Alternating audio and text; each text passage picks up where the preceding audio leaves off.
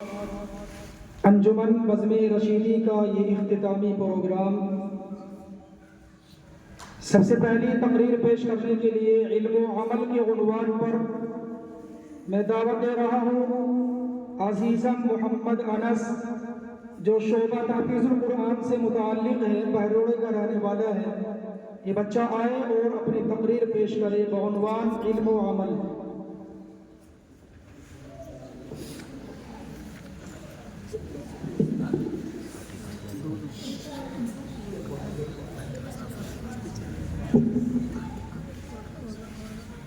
السلام علیکم نحمده ونصلي على رسوله الكريم اما بعد فاعوذ بالله من الشيطان الرجيم بسم الله الرحمن الرحيم انما يخشى الله من عباده العلماء وقال النبي صلى الله عليه وسلم العلماء ورثة الانبياء صدق اللہ ورسولہ النبی الکریم۔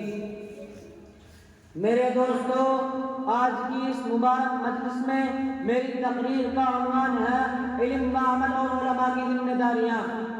یوں تو انسان پر اللہ کی نعمتیں اس قدر ہیں کہ ان کو شمار بھی نہیں کیا جا سکتا۔ چنانچہ قرآن پاک کہتا ہے وَإِن تَعُدُّوا نِعْمَتَ اللَّهِ لَا تُحْصُوهَا، اگر تم اللہ کی نعمتوں کو شمار کرنا بھی چاہو تو نہیں کر سکتے۔ مگر اللہ پاک کی نعمتوں میں سب سے بڑی نعمت ایمان ہے، اور ایمان کے بعد سب سے بڑی نعمت علم ہے۔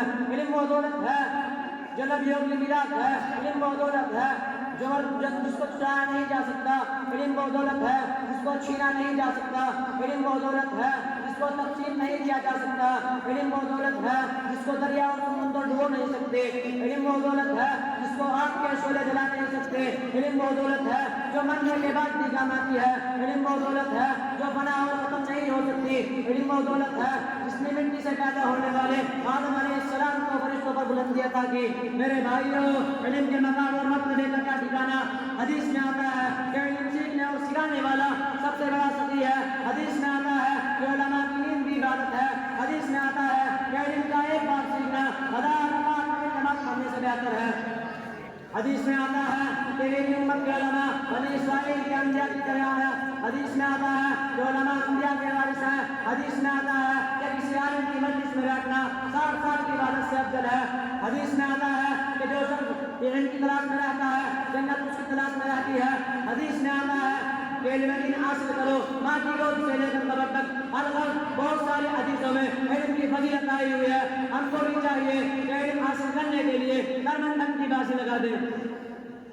میرے بھائیوں، علم کے مقام اور میرے بھائیوں، حقیقت یہ ہے کہ سچا پکا طالب علم وہ ہے جو مدرسے کو اپنا وطن اور کتابوں کے کاغذ کو اپنا وطن سمجھتا ہو۔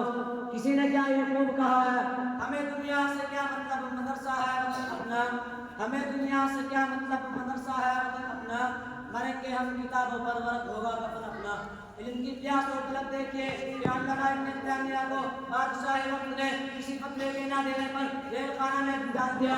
3 دن گزر جاتے ہیں، ایک نوجوان طالب علم بادشاہ کے دربار میں حاضر ہوتا ہے اور اس قدر روتا ہے کہ ہر دیکھنے والے کا دل پسیج جاتا ہے۔ ابھی امید لگائی جاتی ہے کہ بادشاہ سلامت اس کی مراد کو ضرور پورا کریں گے۔ بادشاہ کی نظر جب اس پر پڑتی ہے تو کہا جاتا ہے کہ تم اتنا کیوں رو رہے ہو، بتاؤ تو صحیح، تمہاری مراد ضرور پوری کی جائے گی۔ وہ نوجوان طالب علم فریاد کرتا ہے مجھے جیل خانہ میں بھیج دیا جائے، اس لیے کہ 3 دن سے میرا سبق چھوٹ رہا ہے۔ میں جیل خانہ کی مشقتیں برداشت کر لوں گا اور اپنے استاد محترم علامہ ابن تیمیہ سے وہی سبق پڑھ لیا کروں گا۔ اے کاش پروردگار عالم ہم کو بھی علم کی ایسی طرف نصیب فرما۔ محترم حضرات، علم کے ساتھ عمل کی بے انتہا ضرورت ہے۔ ایک بزرگ فرماتے ہیں کہ علم عمل کا دروازہ کھٹکھٹاتا ہے، کھل جائے تو داخل ہو جاتا ہے ورنہ رخصت ہو جاتا ہے۔ علم بغیر عمل کے وبال جان ہے۔ علم بغیر عمل کے ایسا ہے جیسا کہ درخت بغیر پھل کے، علم بغیر عمل کے ایسا ہے جیسا کہ درخت بغیر پھل کے، جس طرح چراغ بغیر جلے روشنی نہیں دیتا، علم بے بغیر عمل کے روشنی نہیں دیتا۔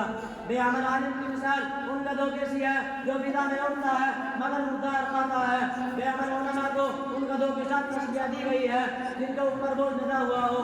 شیخ سعدی رحمۃ اللہ علیہ فرماتے ہیں علم چندہ کے پیش پر پانی، چومن پر سونے پارانی، نام حق بوجھ دادا نسمت، جناب چند ایک مرتبہ کی بات ہے، بارش کا موسم ہے، راستے میں نکلے ہیں، حسن بصری رحمۃ اللہ علیہ نماز پڑھنے کے لیے مسجد کی طرف جاتے ہیں، سامنے سے ایک چھوٹی سی بچی نظر آتی ہے، آپ اس بچی سے فرماتے ہیں کہ احتیاط سے چلنا، پھسل مت جانا۔ وہ بچی جواب دیتی ہے کہ میرے پھسلنے سے تو میری ذات کا نقصان ہوگا، مگر جناب آپ مت پھسل جانا، اس لیے کہ آپ کے پھسلنے سے پوری قوم ملت کا نقصان ہوگا۔ میرے بھائیوں، یہ بات حقیقت ہے کہ عوام الناس کی کوتاہی دین پر دبا نہیں بنتی، جبکہ علماء کی کوتاہی دین پر دبا بنتی ہے۔ بس عوام الناس سے زیادہ علماء کو اصلاح کی ضرورت ہے۔ خدا پاک ہم سب کو علم پر عمل کرنے کی توفیق عطا فرمائے۔ وآخر دعوانا الحمدللہ رب العالمین۔